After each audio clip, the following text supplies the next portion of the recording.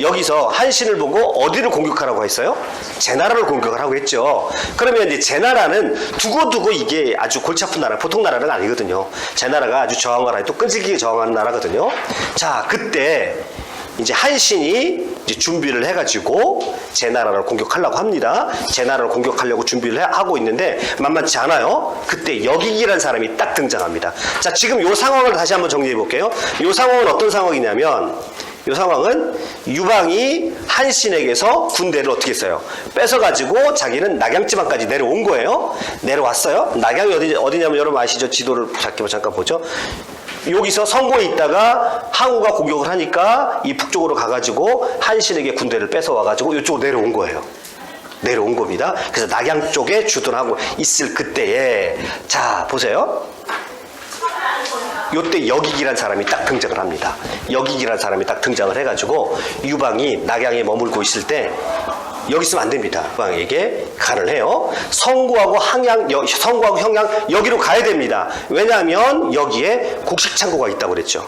곡식창고가 있기 때문에. 그러면서 유명한 말을 하는데 이렇게 얘기해라. 이런 말을 해요. 신이 듣기로 하늘을 하늘로 아는 자는 왕업을 이룰 수 있으나 하늘을 하늘로 알지 못하는 자는 왕업을 이룰 수 없습니다 라고 말을 했고요.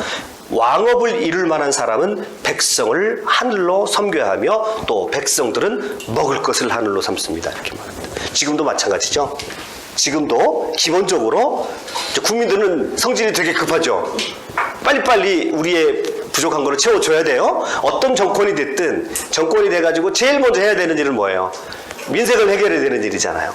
그죠? 그래서 백성들은 먹을 것을 하늘로 삼는다는 거예요. 먹을 것을. 그렇기 때문에 정치에서 굉장히 중요한 것은 백성들의 먹을 것을 해결해 줘야 되는데, 그 먹을 것을 해결해 줄 만한 장소가 어디라는 겁니까? 지금 여기라는 거예요. 오창에 찾고 거기 있기 때문에. 그래서 여기가 낙양에 머물러 있으면 안 됩니다. 낙양에 머물러 가지고 만약에 항우가 성구하고 함양을 다 정복을 하고 낙양까지 밀고 들어오면 이건 또 다른 상황이 됩니다. 그러니까 빨리 어디로 가냐면 성구하고 형양 쪽으로 나아가세요. 그렇게 말합니다. 이 말을 들어요. 유방이 듣습니다. 그리고 또 하나 이 사람이 기가 막힌 제안을 합니다. 여기기가. 자, 지금 이 유방이 한신한테 뭐라고 명령하고 왔냐면 제나라 친구 쳐라 그렇게 말했단 말이에요. 근데 여기기가 딱 중간에서 제안을 합니다. 제가요 군사가 아닌 대치열을 가지고 제나라로 가겠습니다. 제나라로 가서 그 땅을 당신에게 돌려놓겠습니다. 이렇게 얘기를 해요. 제가 동쪽의 번국이 되도록 신이 왕을 설득해내겠습니다. 그렇게 얘기하는 거예요. 그래? 그럼 네가 한번 해봐라 라고 하고서 여기기를 보냅니다. 그때 이제 정상적인 것 같으면 이렇게 해야 돼요. 유방이.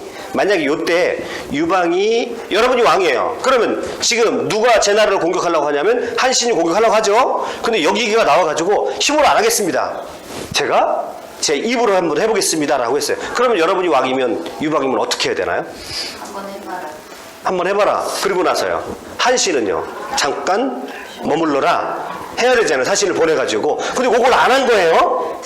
요걸 안 한 거예요. 그러니까 이제 여기서 이제 유방의 실수가 있는데, 그렇다고 그래가지고 유방 입장에서는 요거 한신의 행동을 선뜻 받아들일 수가 없는 일이 벌어지는데, 한번 보세요. 여기가 가가지고 진짜 제나라 왕을 설득해냅니다. 그래가지고요 제나라 왕이 여기기 말을 들으니까 지금 천하는 누구 편에 있냐면, 아무리 항우가 강하다 할지라도 유방에게 힘이 있으니까 당신 유방에게 유방 밑으로 들어와야 됩니다 라고 하고 흔쾌히 그걸 받아들였어요. 제나라 왕이 그렇게 받아들였는데, 요때 한신의 책사 괴철이 나옵니다. 괴통이라고 하기도 하고요 괴철이라고도 하기도 해요. 이 사람이 이제 아주 문제의 인물이에요. 이 사람이 문제의 인물인데 딱 뭐라고 그러냐면 한신 앞에 딱 합니다. 지금 여기기가 제나라로 딱 들어가가지고 제나라가 완전히 한나라한테 이제 항복하기로 약속을 했어요.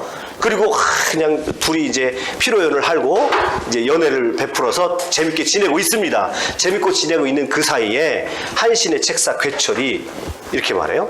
자, 장군은 조서를 받고 제나라를 치려하는데 한왕이 단독으로 밀사를 보내 제나라를 항복시켰습니다. 이렇게 얘기하는 겁니다. 그러나 장군에게 치기를 멈추라는 조서는 없었습니다. 이렇게 얘기해요. 자, 그러니 어찌 가지 않을 수 있겠습니까? 지금 여기서 제나라가 들어왔다고 그래가지고 한나라 밑으로 들어왔다고 그래가지고 당신이 여기서 멈춰버리면 당신은 뭐가 된다는 거예요? 이것도 저것도 아닌 중간에서 애매모호한 위치가 된다는 거예요. 괴철이 하는 얘기가 요때부터 이제 이 괴철이라는 사람의 말을 한신이 진짜 확 받아들였으면 아마 천하가 한신한테 왔을지도 모릅니다. 근데 이 괴철이라는 사람의 말을 한신이 긴가민가 하고 애매한 태도를 취해요. 근데 이때는 괴철의 말을 받아들이거든요. 왜냐면 그 다음 보세요. 여기기는 한낱 변사에 지나지 않습니다. 수레의 가로나무에 의지하여 새치열을 놀려 제나라 70여 성을 항복시켰습니다. 그런데 장군은 대군 수만 명을 끌고 한 해가 넘도록 조나라성 50여 개밖에 항복시키지 못했습니다. 그러니까 이 여기기라는 사람이 얼마나 대단한 사람입니까? 제나라 70여 개 성을 말로 가가지고 다 얻어온 거거든요. 항복시킨 거거든요. 근데 당신은 기껏 해봐야 군사 수만 명을 가지고 50여 개 성밖에 정복을 못했으니까 나중에 이제 농고갱상이 벌어지면 여기기가 당신보다 위에 설 게 틀림없습니다. 그런데 다행히도 뭐가 오지 않았어요? 조소가 안 왔단 말이에요. 조소가 안 왔으니까 당신이 정식으로 명령을 받은 적이 없기 때문에 제 나라를 쳐도 됩니다 라고 하고서 제 나라로 그 넘어가는 강을 넘어간 거예요. 넘어갔는데 그때까지만 해도요, 제 나라에서는요 여기기가 와가지고 말로 다 했기 때문에 그 넘어오는 그 군인들이 한신의 군대가 정복 군대인지를 꿈에도 생각을 못한 거예요. 그런데 한신의 군대가 넘어와서 막 성을 공격하고 쓸고 내려가거든요. 그러니까요 제 나라 왕이 뭐냐 여기기도 일로 와봐. 여기가 거기 있었거든. 너 뭐냐? 너 나를 속이려고 이렇게 한 거 아니냐? 그러니까 제나라 입장에서 보면, 제왕 입장에서 보면 꼭 속이기로 한 것처럼 보인 거잖아요. 그래가지고요, 여기기는 쌈겨 죽임 당합니다. 여기기가 여러 번 계책을 내가지고 유방을 도와줬거든요. 유방이 이제 서쪽으로 향할 때도, 요때도 여기기가 그때 나왔거든요. 그러면 이제 여러분이 유방이라고 한번 생각해 보세요. 이게 뭔가 찝찝한 마음이 들죠? 얘가 도대체 무슨 의도로 이러지? 얘가, 분명히 여기가 가서 정복을 했어. 그럼 지가 한나라 신하라고 한다면, 적어도 한나라 군인이라고 한다면, 이 상황은 분명히 싸우지 않고 얻었기 때문에 좋은 상황이야. 그런데 내가 조소를 내리지 않았다는 것 때문에, 지가 군대를 싹 밀고 들어가가지고, 제 나라를 초토화시켜버려? 그리고 자기가, 제 나라를 차지했다라고 딱 하는 거죠. 그 공이 자기한테 간 거죠. 그러면 얘가 공을 차지하려고 그러는 거야? 아니면 그 이상의 뭔가 뜻을 가지고 있는 거야? 라고 그런 생각을 하는 거죠. 그러면 이 괴철은 왜 이런 책략을 내놨겠습니까? 괴철은 한신을 왕으로 만들고 싶었던 거죠. 괴철은. 그러니까 이제 한신이 이 선택의 기로에 선 거예요, 사실은. 요때 한신이 마음을 바꿨으면 천하는 어떻게 될지 모르죠. 그 한신은 워낙 뛰어난 장군이니까, 그 중국 역사상 뭐 탑으로 놔도 유감이 없을 정도로 그런 장군이니까. 자, 그런데 요때부터 그래서 유방의 마음이 약간 이제 한신에 대해서 의심하는 마음으로 이제 바뀌어요. 자, 그러면서 한신은 또 여기서 분명히 어떤 태도를 취하지 못해요. 애매한 태도를 취하죠. 그래서 여기서 만약에 한신이 정말 유방에게 충성을 다하려고 마음을 먹었다면 가만 안 되죠. 이 책략을 받아들이면 안 되죠. 그래서 이제 애매모호한 태도를 취한 것 때문에 둘 사이는 뭔가 겉으로는 말을 못하지만 속으로는 상대방을 의심하는, 서로 그렇게 된 거예요, 서로. 그리고 여러분이 한신이라고 생각해 보세요. 자, 그럼 내가 이렇게 공을 세웠어요. 그럼 한신 입장에서 이제 그런 걸 생각을 안 했을 텐데, 나중에 괴철이 옆에 누군가 꼭 말해주는 사람이 있거든요. 당신이 여기 있으면 당신 위치를 스스로 찾아야지 유방이 다 마련해주지 않습니다. 라고 딱 그렇게 말을 해보세요. 그러면 내가 한신이라도, 이게 좀 귀가 또 그쪽으로 열리거든요. 그 대신 이제 한신이 그게 약점이죠. 그렇게 딱 들었으면 선택을 했어야죠. 내가 군인으로 머물 거냐, 아니면 정치를 할 거냐. 이 선택을 했어야 되는데, 사실은 한신은 정치가적인 그런 마인드는 가지고 있지 않았던 거죠. 그러니까 이 상황이 한신에게 독약이 된 겁니다. 한신에게. 자, 그래서요, 그 다음에 괴철이 또 옆에서 충동질을 합니다. 충동질을 하는데, 이제 제나라를 정복을 했단 말이에요. 그러면 이제 이 괴철의 의도는 뭐냐면, 이 제나라를 이제 토대로 해가지고 한신의 나라를 만들고 싶은 거예요. 한신의 왕국을 만들고 싶은 거고, 가만히 옆에서 괴철이 하는 얘기를 들으니까 이제 이 한신의 마음 가운데도 유방을 약간 의심하는 마음이 들었어요. 내가 이렇게 공을 세웠어? 과연 유방은 나를 인정할까? 이런 마음이 들겠죠. 그러면 이제 한신의 입장에서도 테스트해보고 싶은 거예요. 그러면 그때 옆에서 이제 괴철이 충동질을 또 합니다. 자, 여기서 당신이 유방의 마음을 테스트 해봐야 됩니다. 이런 얘기예요, 지금. 그래서 뭐라고 편지를 딱 보내냐면, 자, 제 나라는 거짓과 속임수가 많고 변절을 잘하며 자주 번복하는 나라인데다가 남쪽으로는 초나라와 국경을 맞대고 있습니다. 가왕을 세워서 진정시키지 않으면 정세가 안정되기 어렵습니다. 이 가왕은 뭐냐면 임시왕이라는 얘기예요. 그러니까 가왕을 세워서 진정시켜야 됩니다. 제 나라에 임시왕을 세워야 됩니다. 라고 말을 하는 거예요. 신을 뭘로 세워주세요? 가왕으로 삼아주시면 모든 일이 순조로울 겁니다. 딱 이렇게 얘기하는 거죠. 자, 요 말은 어떤 말이에요, 이게 지금? 한 신은 누구를 이렇게 간을 보고 있는 거예요, 지금? 유방을 간을 보고 있는 얘기죠. 유방을 간을 보면서 유방이 자기의 말을 어느 정도 듣느냐, 요거를 지금 간을 보고 있는 거예요. 자, 이 사신이 왔는데요. 유방이 처음에는요, 불가치화를 냅니다. 지금 나는 지금 어떻게 하고 있습니까? 이 성구하고 형량 사이에서 지금 역사상 최고의 강적인 항우하고 지금 대치하고 죽느냐 사느냐 치열하게 싸움을 하고 있는데 헛주 지가 제 나라 좀 차지했다고 해가지고 스스로 왕이 될 생각을 해? 요놈 봐라. 그러면 이제 서로 이제 이 갈등이 오래 깊어지는 거죠. 서로 갈등이 오래 깊어지니까 그때 이제 사신이 왔을 때 유방이 불가치화를 내거든요. 그때 이제 사기에 보면 저기 항우 본기에 보면 누가 두 사람이 등장하는데 진평하고 이제 장량이 등장을 해요. 그러면서 그때 사신 앞에서 이 두 사람이 유방의 발을 싹 밟았다고 그래요. 야, 잠깐 놔줘. 그렇게 한 거죠. 지금 그러니까 치열한 둘이 한신과 유방에 아주 미묘한 신경전을 벌이는 거예요. 여기서 낯빛을 화를 내는 낯빛을 가지면 그 낯빛을 한신에게 전하면 한신은 마음 돌립니다. 이 소리예요. 그러니까 어떻게 하냐면 이제 뭐라고 얘기하냐면 장량과 진평이 얘기를 해요. 한나라는 지금 불리한 입장에 놓여 있습니다. 우리가 지금 불리합니다. 한신이 왕노릇을 하는 걸 어찌 못하게 할 수 있겠습니까? 한신이 그렇다고 그래가지고 지금 폐하께서 가가지고 한신을 뭐라고 할 수 있는 입장이 아니지 않습니까?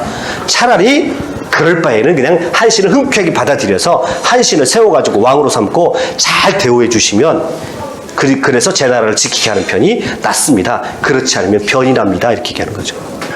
자, 그래서 한신과 유방의 틈이 점점 벌어지고 있어요. 장량과 진평이 이 얘기를 하니까 유방이 그 얘기 잘 듣잖아요. 이 사람은.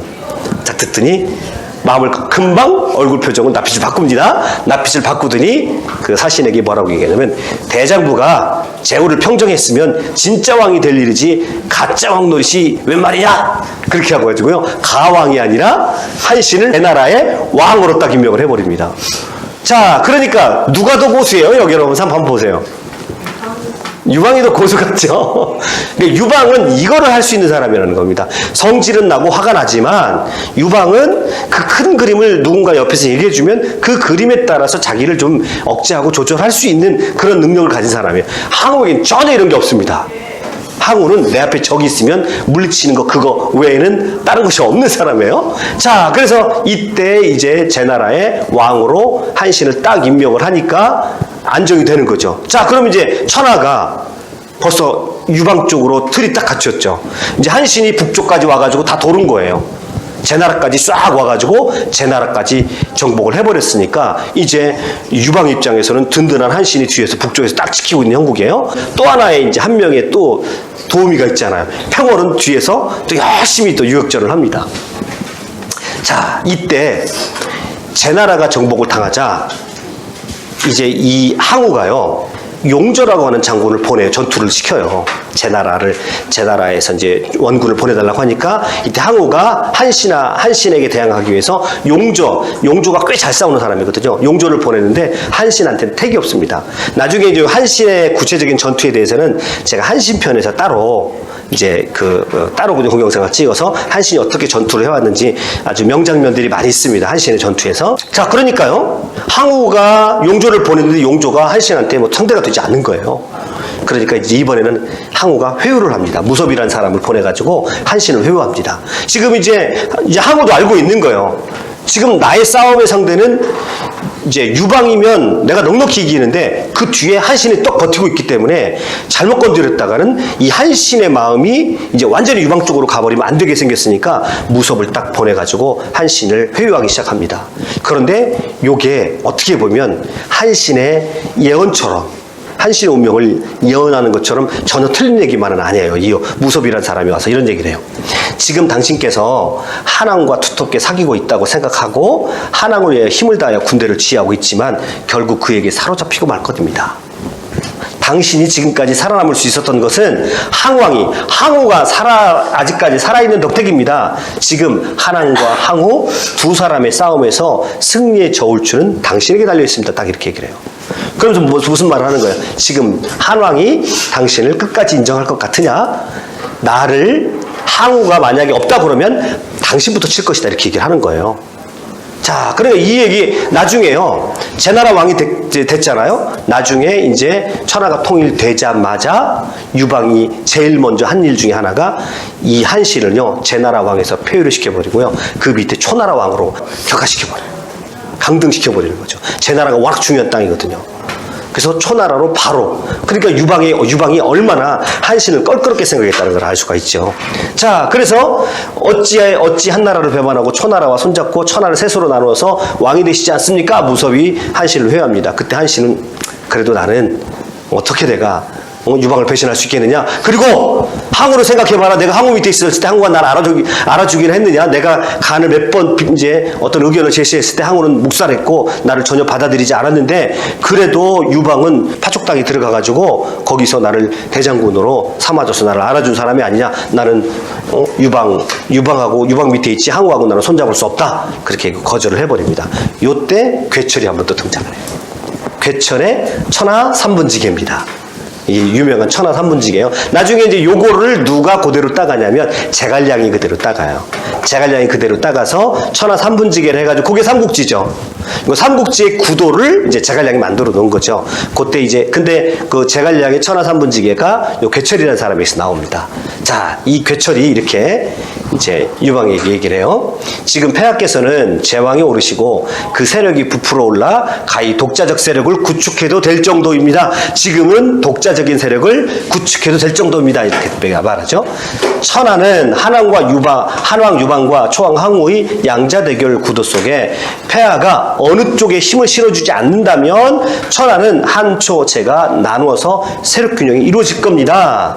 누구도 폐하를 적으로 돌릴 수 없고 한나라 역시 초의 움직임이 두려워 폐하를 공격할 수도 없을 것입니다. 이럴 때 폐하께서는 독자적인 세력을 구축하시어 양쪽 어느 편에도 가담하지 않는다면 한초 제3국으로 천하 정족지세. 여기 정이라는 거는 여러분 구정 아시죠? 구정. 정은 다리가 몇 개예요? 3개예요. 그래서 천하를 삼분지게 하는 그런 상징적인 얘기예요. 정족지세를 만드시어 기반을 다지시고 나아가 천하 통일의 대업을 이루시거나 적어도 천하의 삼분지일은 가질 수 있습니다. 이렇게 괴철이 옆에서 가진 이제 얘기를 다 합니다. 괴철은 어디까지나 한신의 책사기 때문에 이 괴철은 이제 한신을 천하 패자로 만들고 싶은 거죠. 그런데 한신이 며칠 고민해요. 이걸 가지고. 고민하다가 결국은 괴철의 얘기를 안 받아들여요. 그러니까 괴철이 그 다음에 어떻게 하냐면 이 사람이 그 다음부터 미친 채 해버립니다. 왜냐하면 이때 이거를 안 받아들였기 때문에 이 얘기가 만약에 나중에 유방의 귀에 들어가거나 항우의 귀에 들어가면 이 사람 어떻게 됩니까? 죽죠. 실제로 그 얘기를 이제 유방이 들었어요. 나중에. 그래서 괴철을 찾아오라고 그럽니다. 괴철을 찾아와가지고 괴철이 유방 앞에 갔어요. 유방 앞에 갔는데 괴철이 또 입이 또 세잖아요. 그래가지고 아니 나는 그때 당시에는 내가 한신을 모시고 있는 내가 신하로서 당연히 그렇게 해야 될 그럴 일을 했을 뿐입니다. 라고 그렇게 괴철이 말하니까 유방이 살려줘요. 괴철이. 근데 하여튼 나중에 이제 두려우니까 괴철이 이때부터 한신 곁을 떠나가지고 미친 척하고 다닙니다. 미친 척하고. 그러니까 이제 자기도 이 책사들은 항상 이제 제갈량이나 또는 장량 같은 책사들은 자기 주군을 천하의 패자로 만들어내는 게 꿈이잖아요. 이제 그 꿈이 좌절됐으니까 괴철은 여기서 이제 자기는 그냥 이제 꿈을 포기해버린 거죠. 자, 그래서 지금 이제 한신하고 유방이 뭔가 모르는 갈등이 있어요. 그리고 괴철이 옆에서 이런 얘기를 자꾸 하기 때문에 뭔가 이제 적어도 한신의 마음 가운데서도 유방을 의심하는 마음은 분명히 한신도 가지고 있었던 것 같아요. 유방 한신도요. 자, 그러면서 이제 여기까지는 이제 북쪽의 상황이고, 자, 지금 다시 이제 유방의 상황으로 돌아가 봅시다. 유방은 어떤 거냐면 한신의 군대를 뺏어 와가지고 어디로 갔다 그랬죠? 낙양으로 갔었죠. 낙양으로 가가지고 그때 여기기가 제 나라로 가기 전에 뭐라고 얘기하냐면 여기 계시면 안 됩니다. 평양하고 선거 쪽으로 나가셔야 됩니다. 거기 곡식창고가 생명줄이나 다름없습니다. 그렇게 얘기를 한 거예요. 그러니까 이제 소수무 조금 나간 거예요. 조금 나가가지고 소수무 남쪽에다가 요때 참호전을 하려고 또 진지를 구축을 합니다. 진지를 구축을 하는데 그래서 망을 보고 있는 거죠. 지금 성고하고 평양 지역에 가야 되는데 지금 거기는 누가 차지하고 있냐면 항우가 차지하고 있잖아요.